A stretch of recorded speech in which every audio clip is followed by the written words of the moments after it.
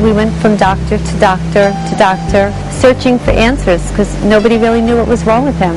And it took a good 2 years before he got diagnosed. I truthfully do believe that I was put on this earth to deal with multiple sclerosis, and because I know I could deal with it, and maybe I was given the strength from above to deal with it, I know I was definitely, but I could help a lot of people.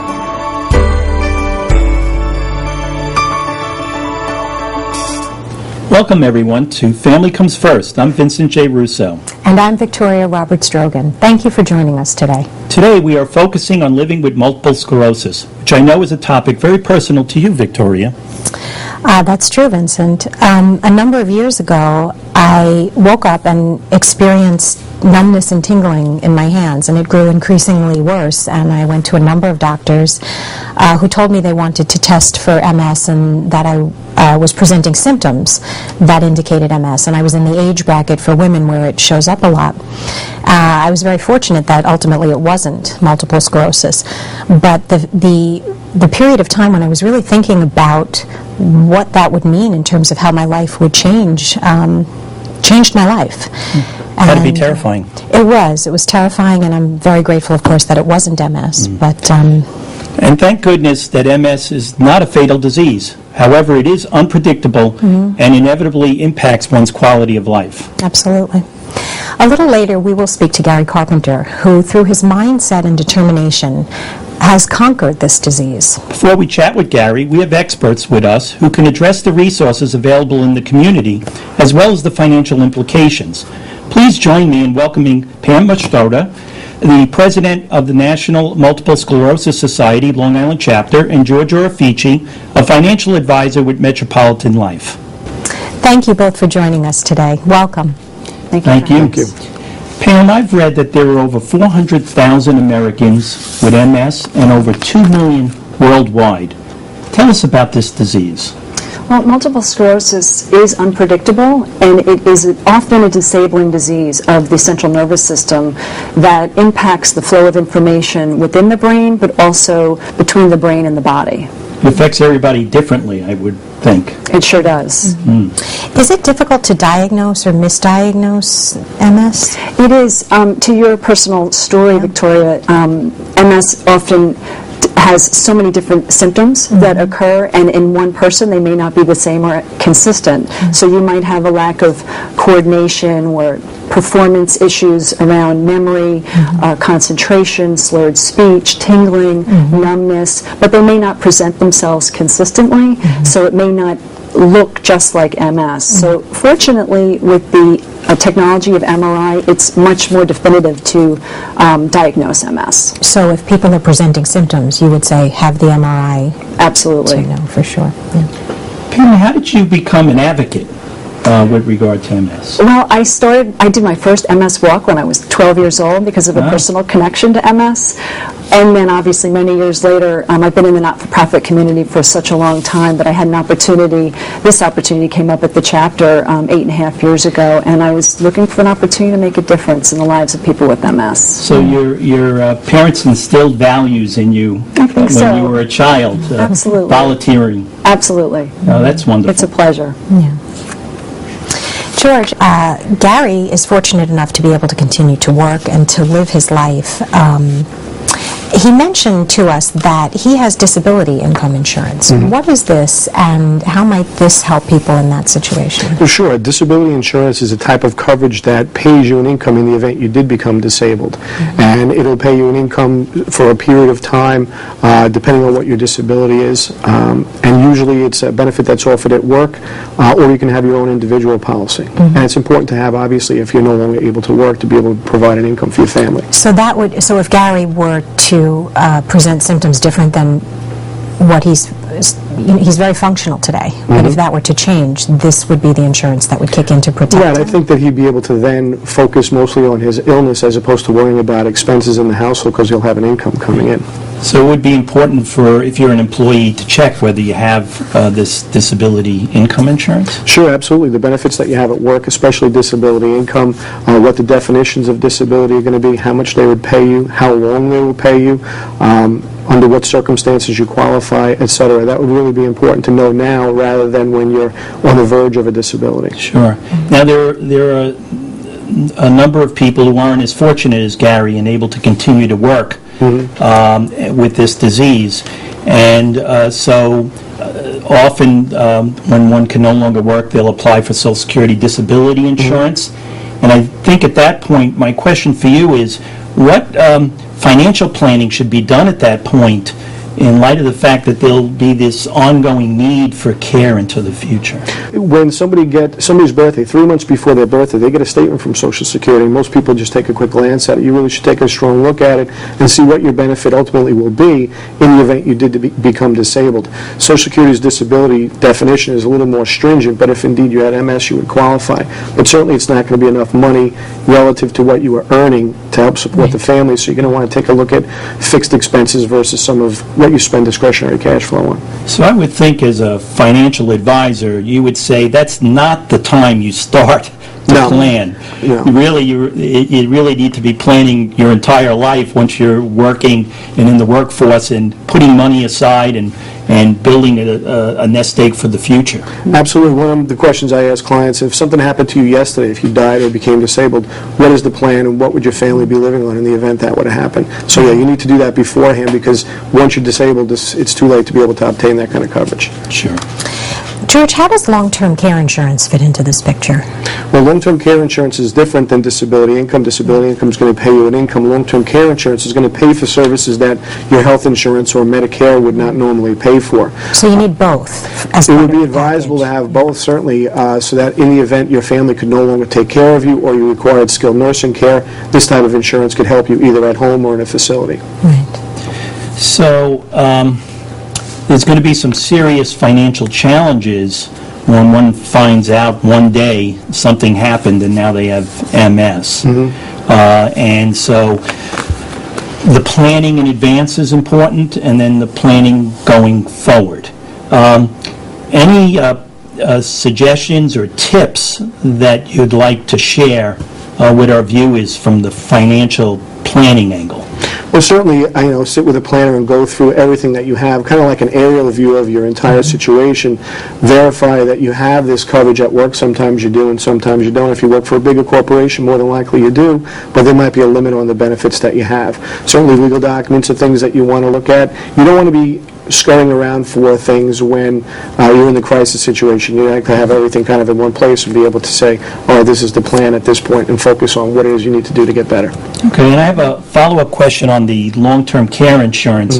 Are you finding that most people in their 50s have long-term care insurance, or they don't have long-term care insurance? And what are the consequences of not having the insurance? Okay, well, I would say not the lion's share of people have this particular type of coverage. A lot of people don't feel that they're going to need it. They're in denial? They're in denial. They're not really sure what it does. Some people feel that it's expensive, but relative to the cost of care in a facility or getting care at home, it's kind of a drop in the bucket, to use that expression. If you don't have any kind of coverage, then it's going to be a private pay type of a situation, and money that you think you're going to leave to your spouse or your family might have to be used to pay for your care. Okay, so that can be devastating financially. Absolutely. So we all need to, plan in advance and think about whether long-term care insurance fits. Absolutely. Yeah. Pam, coming back to you and your work with the MS Society and the Long Island chapter, can you share with us the services that you're providing? Sure. The Long Island chapter is located in Melville, and we serve both Nassau and Suffolk County. And we have over 60 programs and services for people with MS, and some of them include support services, counseling series, social recreation, homebound program, respite, financial assistance. And we often get the kinds of questions that George just referred to in terms of financial planning and also legal type services as well. Right. Looking to the future, Pam, is there a cure for MS? There is not a cure currently for multiple sclerosis, but there are so many treatments available, especially in the last 15 years. The MS Society is one of the largest funders in the world for MS research. So there are medications to slow the disease and also quite a few medications on the market with symptom management to deal with the types of symptoms that people live with on a day-to-day basis. Okay. Now, we're going to be speaking with Gary a little later, and he's going to be very modest about his involvement with your organization. Can you share a little bit of what Gary has meant for the Long Island chapter? Gary has been a tremendous leader in the organization. He was my first board chair when I came into the chapter 8.5 years ago, and really has championed the efforts around creating a newly diagnosed program, an ambassador at that program. He speaks and has provided such a positive role model to people with MS. In addition, as a board member, Gary was probably one of our biggest fundraisers and raised $250,000 in the years that he's been involved. He now sits on our advisory board, but is incredibly involved with the chapter, and he takes phone calls daily, nightly. He is on call, and we're really very appreciative of his support to the chapter. That's amazing. Well, thank you both for being with us today on Family Comes First.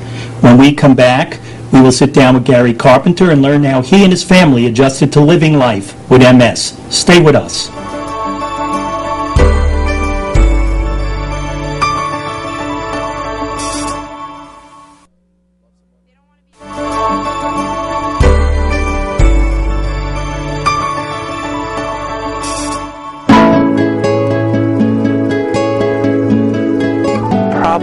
When was the first time that I saw something was different? I would say about 18 years ago. 18 years ago, because I was a baseball player. And during games, prior to that and during it, I saw there was a problem. I wasn't able to see the ball clearly, and I could get hurt from that. Knew something was wrong, and then I was told by my coach at that time that I really think I should have this looked at. We went from doctor to doctor to doctor. Like, he thinks it was all in one day. It was a span of time, and searching for answers, because nobody really knew what was wrong with him. No, they thought it was a brain tumor, and then they thought it was Lyme's disease, encephalitis, and it took a good 2 years before he got diagnosed. What is happening to me? And then I went through the explanation as to what MS is. Okay, it's a neurological disease, and it's touched you. It's touched you. Nobody in my family ever had it. None of my friends I knew at that time had it. To be honest with you, I didn't even know what it was at that time. As a nurse, I started investigating to find out what's really going on with Gary and doing some research. And I came to the conclusion that he had MS before we were even told by the doctor. Yes, I was depressed. I was very, very depressed. And probably during that time, and there's not one day in particular, it was just looking at my family, looking at my lovely wife, my children who were a lot younger, and I said to that, there's no way in the world I am going to let my family down. So immediately from that point, and it happened probably very quickly, I realized that I needed to get my act together and get out of this, quote, depression, okay, and find out how to deal with it, which I was able to do. And what I did is I drew 2 pictures for him. I drew a picture from like cut-out pictures, picture from a magazine of a man with his children, and then I took a picture of a man in a wheelchair. And I said, you've got 2 choices. There's 2 roads in life. You could sit here and feel sorry for yourself and continue to grieve, and you're going to be that man in the wheelchair, and you're not going to have your kids running to you. Or you could choose the other path in life, and you could be that man standing over there with his children all around him, because you've decided that I'm going to grab the bull by the horns and I'm going to overcome this. I really think that my family, my children, okay, understand what's happened to me. They've heard enough of it, they've seen me in action, and they know their father is still very, very active. Basically, my first kid, my oldest daughter, Danielle, I was very nervous when she found out about it, because she's my first kid, and I didn't know what thought practice they would go. But she was very supportive as she grew up, I think I first realized that my dad was diagnosed with multiple sclerosis when I was in 6th grade. I remember my mother got a call actually from him at the airport, and he lost his ability to walk. I remember my mom crying, but I do remember my mom going through a lot with my dad, and there were a lot of doctor's appointments. I think at that point I was too young to realize what was wrong, but I knew something was going on. When we were little, my sister Alyssa and we used to go to my father's softball games all the time, and then we realized once we became a little older, 6th, 7th, when I was in 8th grade, there were no longer softball games for us to go to, sporting activities, so I think it hit home kind of hard really quickly. Growing up with my dad being already diagnosed with MS, I quickly adapted to it. He did everything he can to be the normal type of dad that any other dad would be. He was there for me. We played baseball, which he was really got me into, so we'd be in the backyard having catches. We do everything the same. It was almost like there was nothing wrong with him. So growing up, I had the perfect childhood growing up. Can't complain one bit. Growing up at points, I'd say it'd have to be different than when I'd go to my friend's house and see their dad running around. But he made up for it a lot. He would still go out in the front and play basketball with us whenever he wanted to. He'd make sure he's there to show us he still cared and nothing's going to be different. He's going to try his best. I truthfully do believe that I was put on this earth to deal with multiple sclerosis, and because I know I could deal with it, and maybe I was given the strength from above to deal with it, I know I was definitely, but I can help a lot of people. And that's what I do a lot, is talking to people who are newly diagnosed, who are going through what I went through. So I'm the breath of fresh air to say, how do we deal with it? It is not life-ending, okay, and that's key. That is key. My dad, we still actually do call him a man on a mission. So I think, if anything, this kind of pushed him a little harder to work towards that mission, a little stronger, have higher goals for himself. As a family, we've all pulled together and been able to overcome all obstacles and adversities that we've had to face. Well, my faith has helped me because God's given me the strength to deal with this, to help my children deal with this, and to help Gary deal with this. And I believe by praying and asking God to give me that inner ability and security in knowing that He's always going to be behind me to help me through. I draw my strength from my family, from my environment, my people around me, my life, and from the Lord. Those three people, those three organizations are very fundamental to me, that keep my strength going.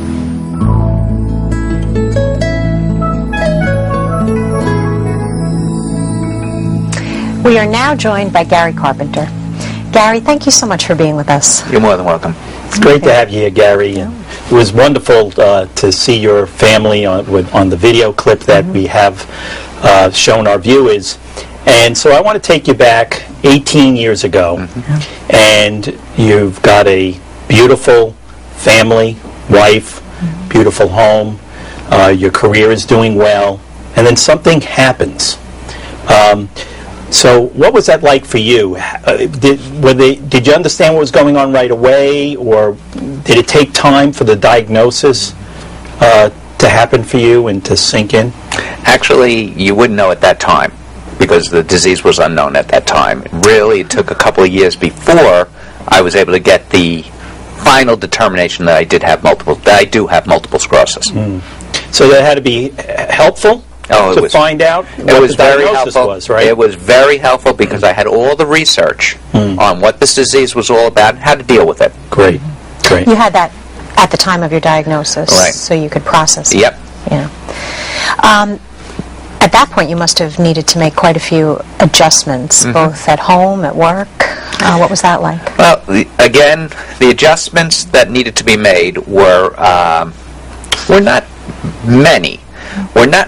Okay, things that I couldn't do anymore. I couldn't run, but I could walk. Okay. So I was able to walk. I had to kind of like not go up and down stairs as much because coordination wasn't as good.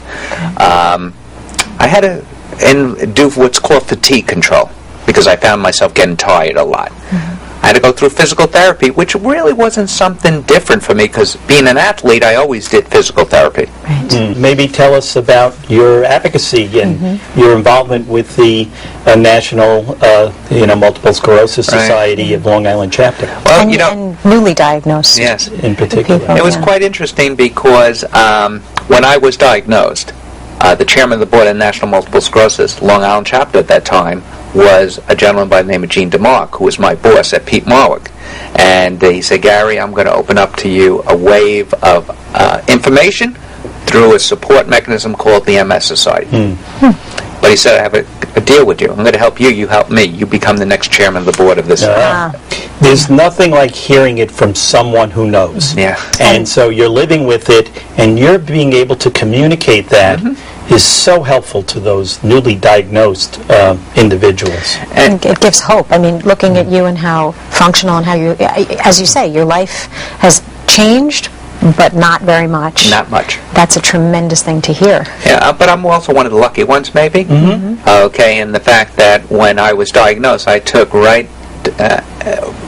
things at that point in time were very important that I change fatigue control, continue with physical therapy, and make sure my mind was as strong as it always is. Because for a time you weren't able to walk, and you made sure for you 2 now years, can Vincent. walk. 2 years, Vincent. I had problems walking, and I worked out in a pool with an ankle-foot orthotic, an AFO device, and it got my strength back. Let me ask you about your faith, because I'm sure that had a major role in your ability to respond and deal with the diagnosis and how you're living your life today.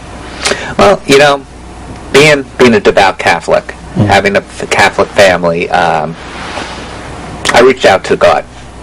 And my family reached out to God on my behalf. Okay, and basically I asked, give me an opportunity.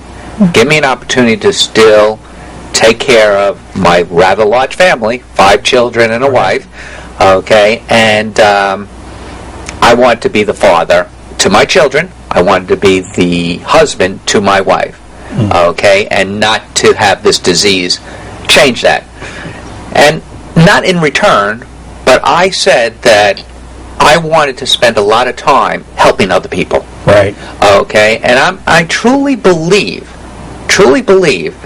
that I got MS, and however I got it, but the Lord knew that I can help a lot of other people with everything I'm going through. Wow. And I have been successful in doing that. Sure. Yeah, you have. A last question for you, which is, time goes so quickly, It we have does. so many questions to for ask you and today, is this, a parting message, because I know you're on a mission. So what message would you like to send to those who have MS or have been newly diagnosed? Well, when I was chairman of the board of the Multiple Sclerosis Long Island chapter, I founded my tagline, so to say, and I live by that. Multiple sclerosis is not life-threatening. It is life-changing, and sometimes change is positive. Yeah. That's great. So with your powerful mindset and determination with help from God, I call you a poster child. I know you love that, right? Poster child. And you give people a lot of hope. Yeah. It's a very scary thing, and there's a lot of hope in your message. Well, thank you so much for being on our show today. Family comes first. Thank you, Gary. And now we turn to Monsignor McNamara for spiritual reflection.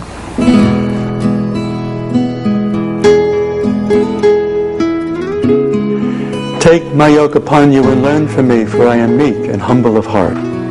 This invitation of Jesus to look to him is lived fully by the Carpenter family.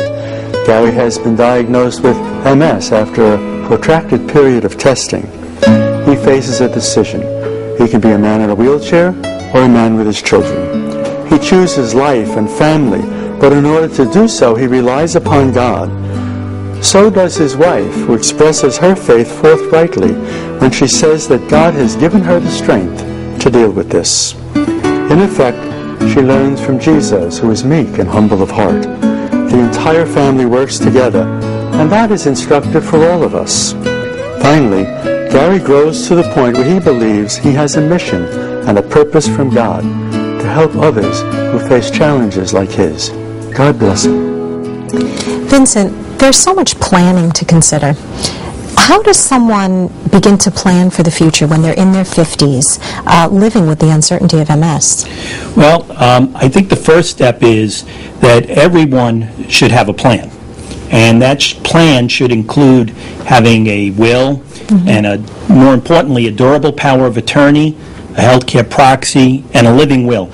Those documents will impact one's life if decisions have to be made regarding healthcare and finances. So I think that's the starting point, and then thinking about government benefits if long-term care is needed in the future. And what if insurance is not available to cover long-term care? What options are available to them? Sure. Well, first we heard from George about having a financial plan in place. Right. And that's very, very important. And the way you invest your assets as you're getting older will be critical to making sure you have assets and income in the future. So someone could lose all their assets if they didn't plan appropriately. That's right. And then also government benefits. If the need is more immediate, then Medicaid is a government program that we'd have to look at trying to access. It is one of the hardest things in life to be told that you may not be able to do the things that you love to do. For me, even thinking about it was terrifying. Knowing that there are solutions to the problems, though, that you are facing can help you to overcome them. It takes courage to face these challenges and to continue to live your life to the fullest. It's not easy to adjust to the changes a chronic illness forces you to make. But as Gary Carpenter and his family have shown, the right attitude can make all the difference.